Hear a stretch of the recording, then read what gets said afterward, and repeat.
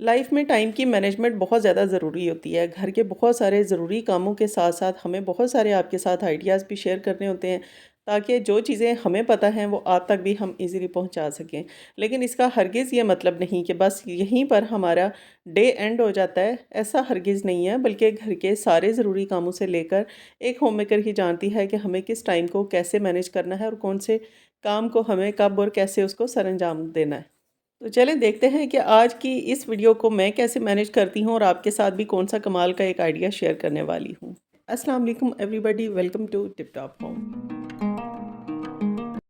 हर homemaker का ना दिन का स्टार्ट है वो किचन से ही स्टार्ट होता है। जैसे ही हमने अपना नमाज कुरान पाक को टाइम दिया, उसके बाद हमारा नाश्ते का टाइम आ जाता है और उसके बाद बच्चों को भेजने के बाद में किचन की हमने करनी होती है क्लीनिंग। मेरा ये किचन बिल्कुल ही नॉन मॉड्यूलर है, चूँकि हम गवर्नमेंट घरों में रहते हैं, तो यहाँ पे एक तो हम अपनी मर्ज़ी से मतलब किचन का या घर का कोई भी काम है ना वो हम कर नहीं सकते। इसके लिए हमें प्रॉपर परमिशन की ज़रूरत होती है। अब यहाँ पर ना छोटा-सा किचन होने की वजह से इसको मुझे बहुत मुश्किल से मैनेज भी करना पड़ता है, इसको अरेंज भी रखना पड़ता है। और ये वाला जो इसका कॉर्नर है ना, यहाँ पर चूँकि मैंने बर्तन वॉश करने के बाद रखने होते हैं और पानी का सिंक का एरिया है, इसकी वजह से शायद इसकी ये वॉल इसी वजह से ख़राब हो चुकी है। वॉल ये वाली ख़राब होने की वजह से ना यहाँ पर जो काउंटर टॉप है ना, इस एरिये के ऊपर भी इसका सीमेंट काफ़ी ज़्यादा गिरता रहता है। तो इसकी वजह से मैं इस एरिये में ना कोई भी ऐसा बर्तन भी यहाँ पर नहीं रख पाती, क्योंकि ये सीमेंट अगर गिरेगा तो कोई भी चीज़ यहाँ पर मैं रखूँगी वो भी ज़ाहिर-सी बात है कि गंदी हो जाएगी। अब इसकी क्लीनिंग है ना, चूँकि यहाँ पर मैंने स्पून होल्डर्स रखे हुए हैं, तो पानी का बहुत ज़्यादा इसके साथ ना कनेक्शन रहता है इस वाले काउंटर के इस वाले कॉर्नर के ऊपर। तो इसकी जो क्लीनिंग है वो मैं वीक में 1 मरतबा तो लाज़मी डीप क्लीनिंग कर देती हूँ। तो यहाँ पर जो मैंने अपने हाथ से ही बनाया हुआ है एक क्लीनर, वो मैं यूज़ करूँगी और इसके बाद ना ये स्टील वूल मैं लेकर आई थी। बहुत ही अच्छा और हैंडी सा है। अच्छा, सबसे मुझे जो इसकी अच्छी चीज़ लगी, एक तो हम अपनी मर्ज़ी से ना इसको चेंज कर सकते हैं। जैसे कि वो वाला स्टील वूल मैंने बर्तन वॉश करने के लिए रखा था और ये मैं अपने काउंटर टॉप की क्लीनिंग के लिए यूज़ करती हूँ समटाइम। तो इसको मैंने इसके ऊपर लगा लिया। अब मेरे हाथ बिल्कुल भी इसको टच नहीं कर रहे, जिसकी वज़ह से हमारी जो बहुत ज़्यादा स्किन रफ़ हो जाती है, ख़राब हो जाती है, तो वो काम बिल्कुल नहीं होगा। तो अगर आप भी मार्केट का चक्कर लगाएँ और इस तरह की चीज़ आपको मिले तो वो लाज़मी ले आया करें। बहुत ही रीज़नेबल सी प्राइसेज़ में ये चीज़ें मिल जाती हैं, लेकिन हमारी जो किचन की लाइफ़ है बहुत ज़्यादा आसान भी बना देती हैं। इसी तरह से छोटा-सा जो ब्रश है ना, ये भी बहुत ज़्यादा हैंडी है और बहुत ज़्यादा ये काम में आ जाता है। जितने भी ये जो मेरे काउंटर टॉप की जो पार्टीशन है ना, इसके सेंटर में जो लाइन्स है बहुत ज़्यादा ग्रीसी हो जाती हैं। छोटा-सा किचन है और इसके अंदर मतलब कोई ऐसा कोई सिस्टम भी नहीं जहाँ पर कि कोई चिमनी का या इस तरह का नहीं, जहाँ से ग्रीस वगैरह बाहर निकल सके। एग्ज़ॉस्ट फ़ैन होने के बावजूद मैं उसको बहुत ज़्यादा यूज़ भी नहीं कर पाती, क्योंकि मेरे घर का कुछ डिज़ाइन ही ऐसा है। तो यहाँ पर ना आए रोज़ ग्रीसी होने की वज़ह से मुझे इसकी डीप क्लीनिंग करनी पड़ती है। तो आज मैंने सोचा चलिए ये वाला जो इसका पोर्शन है इसकी मैं क्लीनिंग करती हूँ और इसको मैंने अब देखें वाइपर से ही वाइप कर देना है। सारे का सारा पानी बहुत जल्दी यहाँ पे क्लियर भी हो जाएगा। उसके बाद मैंने एक खुश्क कपड़ा लिया और इसको अच्छे से मार के मैं बिल्कुल सुखा दूँगी। और सुखाने के बाद मैं दोबारा से अपनी चीज़ें यहाँ पर अरेंज कर रही हूँ और मैं यहाँ पर ना ब्रैकेट फ़ैन लाज़मी ऑन करूँगी बाद में, ताकि जल्दी से ये चीज़ें, ये जगह, ये एरिया जो है वो मतलब ना बिल्कुल क्लीन होने के बाद ना ड्राई भी हो सके। क्योंकि ब्रेकफ़ास्ट के बाद में जैसे ही हम अपना किचन वगैरह क्लीन कर लेते हैं, साथ ही हमारा लंच का टाइम भी स्टार्ट हो जाता है, तो हमें उसको भी प्रॉपर टाइम देने के साथ-साथ मैनेज भी टाइम को करना पड़ता है। तो यहाँ पर अब मैं सारी की सारी चीज़ें वैसे ही अरेंज कर दूँगी और अब देखें, इसका मैंने स्टील वूल जैसे ही मैंने यूज़ कर लिया ना, अब मैं इसको हटा के तो दोबारा से इसका जो एक्चुअल जो इसका स्टील वूल जो लगा हुआ था इसके साथ, वो मैंने फ़िक्स कर दिया है। अब देखिए कितना अच्छे से ये आप चेंज कर सकते हैं और जब भी ये रफ़ हो जाए, यूज़ के काबिल ना रहे, तो आप इसको स्टील वूल का पीस एक नया ले आएँ और वो इसकी ऑर्गेनाइज़र के ऊपर सेट कर सकते हैं। अब किचन के क्लीनिंग तो हो गई, अब सिंक की बात करें तो कभी-कभी मैं इसके ऊपर ना टूथपेस्ट और थोड़ा-सा खाने वाला मीठा सोडा है, वो दोनों चीज़ें डाल के तो अच्छे से इसको स्क्रब कर लेती हूँ। और ये देखें सॉफ्ट सा मैंने यहाँ पे स्क्रबर लिया जो ग्रीन वाला होता है और इसी से ही मैं इसको अच्छे से क्लीन करूँगी। और आप देखेंगे कभी-कभी अगर आप यूज़ कर लें टूथपेस्ट, तो आप खुद हैरान को रिज़ल्ट्स इसके पाएँगे। एक तो इससे आपके सिंक की शाइन बहुत अच्छे से वापस आएगी और दूसरा फ्रेग्रेंस बहुत अच्छी आती रहेगी। मतलब टूथपेस्ट की वजह से ना बड़ी ही रिफ्रेशिंग सी आपको फीलिंग्स आएँगी यहाँ पर। तो इसको कभी-कभी यूज़ कर लिया करें। मीठा सोडा आपको पता है बहुत ज़्यादा वैसे ही इफ़ेक्टिव होता है इस तरह के एरियाज़ में कभी-कभी डालने से। एक तो जितने भी ड्रेन वाली साइड पे जो कीड़े-मकोड़े या लाल बेग वगैरह हैं वो भी मर जाते हैं इसकी स्मेल की वजह से। तो इसको भी मैंने अच्छे से क्लीन कर लिया और बहुत अच्छे से ये शाइन भी करने लगा था। और कभी-कभी वीक में बस 1 दफ़ा मैं ये लाज़मी कभी अप्लाई कर लेती हूँ, या समटाइम जब टूथपेस्ट हमारे ख़त्म हो जाएँ, तो उसकी बिल्कुल जो खाली हो जाती है ना पैकेट्स उसके, उसको पानी के अंदर मिक्स करने के बाद जो थोड़ा बहुत पैकेट के अंदर रह जाता है, तो वो भी यूज़ किया जा सकता है। अब ये काम है सारे के सारे, ये तो चलते ही रहते हैं, लेकिन इसके साथ-साथ मुझे आपके साथ कुछ स्पेशल ऐसे कोई आइडियाज़ भी शेयर करने होते हैं, ताकि उनको आप भी फ़ॉलो करके तो अपने घर की लाइफ को बहुत आसान बना सकते हैं। क्योंकि बहुत सारी बिगनर्स ऐसी बच्चियां या मेरी बहनें जिनको स्टिचिंग का काम शौक रखती हैं लेकिन करना नहीं आता, या फिर उनके पास कोई ऐसा मतलब ऑल्टरनेट नहीं है, तो बहुत सारे आइडियाज़ ऐसे शेयर करती रहती हूँ ताकि उसको भी आप सिंपल वे में यूज़ कर सकें घर में। तो यहाँ पे किचन की क्लीनिंग हो गई, सिंक को भी मैंने अच्छे से आपके सामने ही क्लीन कर दिया, और चलते हैं अब अपने नेक्स्ट एक ज़बरदस्त से आइडिया के साथ जो कि आपके लिए फ़ायदेमंद रहेगा। तो विंटर्स चल रहे हैं ना, तो विंटर्स के हिसाब से मैं यहाँ पर कुछ अपने घर के लिए बेडशीट्स लेकर आई थी, जो कि फ्लीस की बेडशीट्स हैं। तो मेरा ये फर्स्ट टाइम एक्सपीरियंस है कि मैं इन बेडशीट्स को घर पे अपने हाथों से तैयार करूँगी। एक तो आपके साथ आइडिया शेयर करना था कि किस तरीके से आप इस तरह के फैब्रिक को फिटेड बेडशीट्स में कन्वर्ट कर सकते हैं, तो मैं भी यहाँ पर ना खुला कपड़ा लेकर आई। अच्छा, मैं यहाँ पर एक चीज़ और भी बताती चलूँ, मैं जब भी बेडशीट्स वगैरह बनाती हूँ ना, तो मैं बनी बनाई रेडीमेड नहीं खरीदती।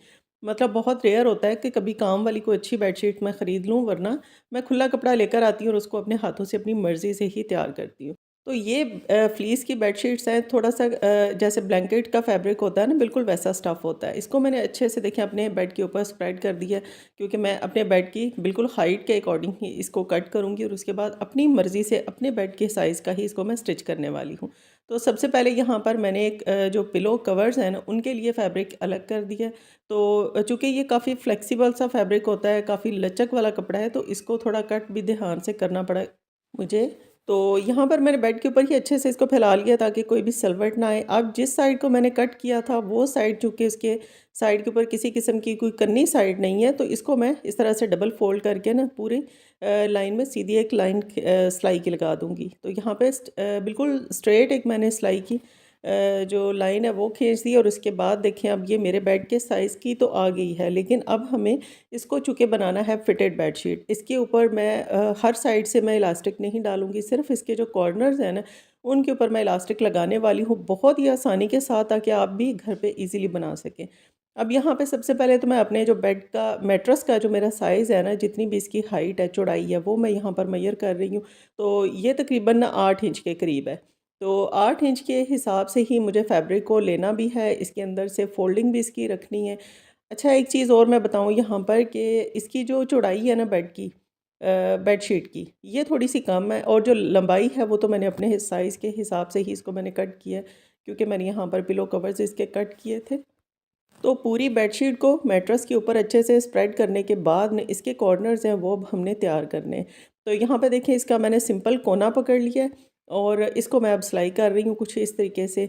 बेडशीट आपने जब भी फिटेड बनानी है तो आपने उल्टी बेडशीट को अपने बेड मैट्रेस के ऊपर डालना है, और उसके बाद ही इस तरह से आपने इसके कोने पकड़ने और इनको सुई धागे की मदद से कच्ची सिलाइयाँ लगा देनी है, मतलब मोटे-मोटे से टाँके लगाएँगे। आप चाहें तो यहाँ पर पिन्स भी लगा सकते हैं, तो पिन अप कर देंगे, या फिर इस तरीके से अगर मोटे-मोटे टाँके लगा लें, जैसा भी आपको पॉसिबल लगता है वैसे आप कर लें। लेकिन ये करना ज़रूरी है, एक तो बहुत बारीक मशीन के साथ सिलाई लगाने से पहले ही आपको थोड़ा आइडिया हो जाएगा कि आपने कितने फैब्रिक को इसके अंदर टक-इन करना है। अब यहाँ पर आप ये भी देख रहे होंगे कि लंबाई में थोड़ा फैब्रिक ज़्यादा है और चौड़ाई में थोड़ा कम, आपको एक साइड से ना पट्टी नज़र आ रही होगी। इसको भी हम बहुत अच्छे से एडजस्ट करेंगे, और बिना कहीं से भी फैब्रिक को कट किए मैं इसको तैयार करूँगी। और अब मैंने ये देखिए एक साइड को मैंने पहले कच्चे टाँके से सिक्योर कर दिया था, और उसके बाद इसको फैला के अच्छे से मैंने दूसरी साइड है ना वो भी इस तरह से कच्चे टाँके लगा के फ़िक्स कर दी। अब जितनी भी मैंने यहाँ पर कच्ची सिलाइयाँ लगाई थी ना, उसके ऊपर हमने सिलाई मशीन की मदद से सिलाई लगा देनी है। अब यहाँ पे अगर आपको ये लगे कि ये थोड़ा कंबल सा स्टफ़ है फ्लीस का, चूँकि बहुत फ्लेक्सिबल सा फैब्रिक होता है ये, तो इसके ऊपर सिलाई मशीन नहीं चलेगी, तो ऐसा नहीं है। मेरी मशीन चूँकि बिल्कुल ही सादा सी है, तो ईज़िली इसके साथ ना सिलाई लग गई थी। अगर ना लगे तो आप इसके ऊपर ना पेपर कट करके वो रख के उस सूरत में भी सिलाई लगा सकते हैं, वो भी बहुत अच्छा सा आइडिया है, ईज़िली सिलाइयाँ लग जाएँगी। अब इसको सीधा करके आपको दिखा देती हूँ कि ये देखें, इस तरीके से कुछ इसकी शेप बनेगी।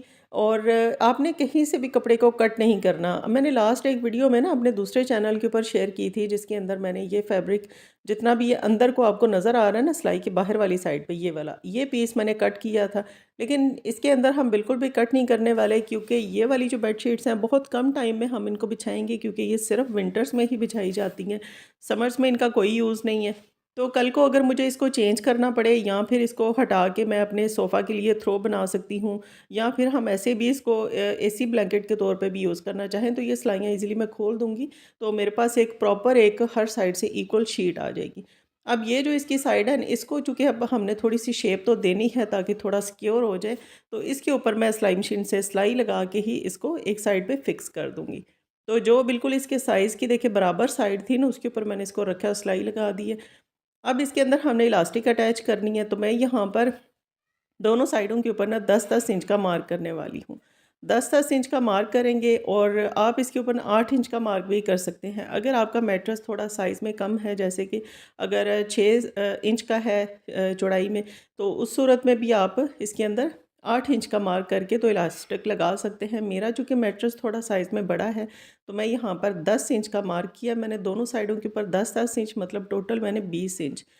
अब एक साइड की पूरी हमने इलास्टिक कट करनी है, मतलब पूरी मैंने 10 इंच की इलास्टिक का एक देखें पीस ले लिया। इससे ज़्यादा आपने इलास्टिक नहीं लेनी, क्योंकि हम फिटेड बेडशीट बना रहे हैं, तो हमारे पास जो इलास्टिक का जो साइज़ है वो भी अच्छे से फिटेड ही आना चाहिए।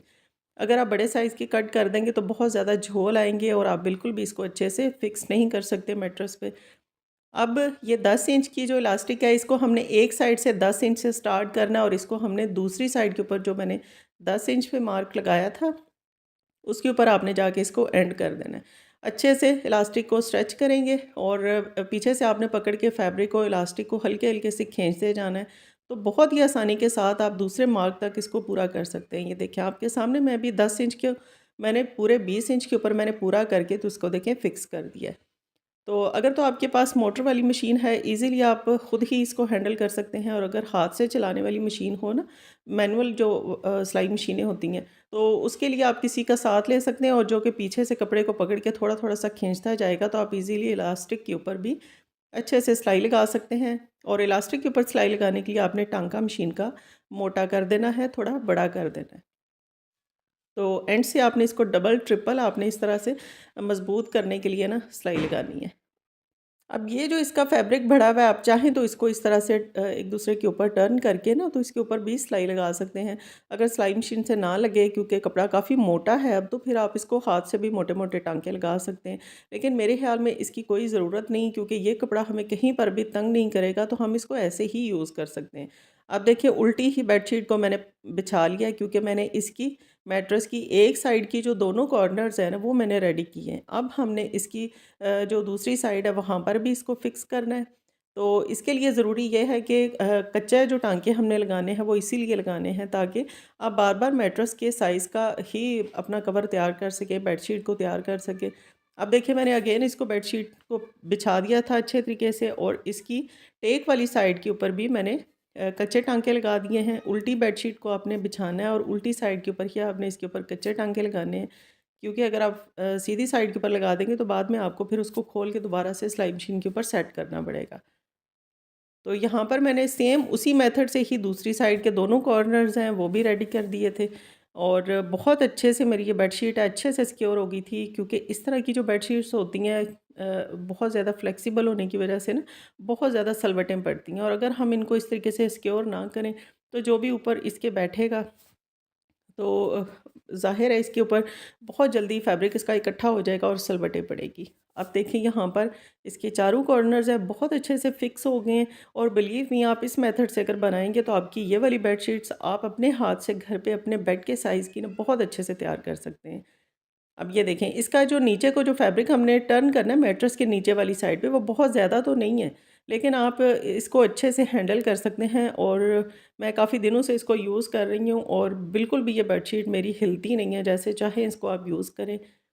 तो आप भी फ्लीस की बेडशीट्स को, खुले कपड़े को अगर लेकर आएँगे ना, तो वो आप घर पे बना सकते हैं, और अगर आप मुझे कमेंट करेंगे तो इसकी प्राइस वगैरह भी मैं आपके साथ मेंशन कर दूँगी, और ली मैंने कहाँ से है वो भी मैं आपके साथ मेंशन कर दूँगी।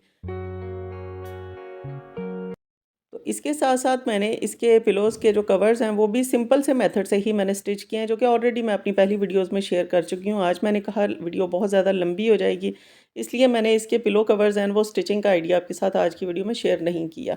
तो आप भी इस तरह की बेडशीट्स को लाके अपने घर पे अपनी मर्ज़ी के अकॉर्डिंग ही इनको तैयार कर सकते हैं। अब ना तो ज़्यादा टाइम लगता है और ना ही ज़्यादा आपकी मेहनत लगेगी, और बहुत ही सिंपल मेथड, अगर आपको ना समझ आए तो आप मुझसे लाज़मी क्वेश्चन कीजिएगा, मैं आपको दोबारा डिटेल से भी इसके स्टिचिंग का जो आइडिया है ना वो दे सकती हूँ। तो यहाँ पे मैंने एक बेडशीट के साथ देख सकते हैं 3 पिलो कवर्स भी इसके तैयार किए हैं, और ये रही मेरे फाइनल बेड की लुक, जो कि बहुत ही खूबसूरत ये बेडशीट मैंने स्प्रेड किया, बहुत ही प्यारी लग रही थी। तो छोटी-सी एक वीडियो थी, सोचा आपके साथ भी शेयर करती हूँ ताकि हो सकता है आपके लिए भी ये हेल्पफुल रहे। तो मिलते हैं नेक्स्ट वीडियो में। अल्लाह हाफ़िज़।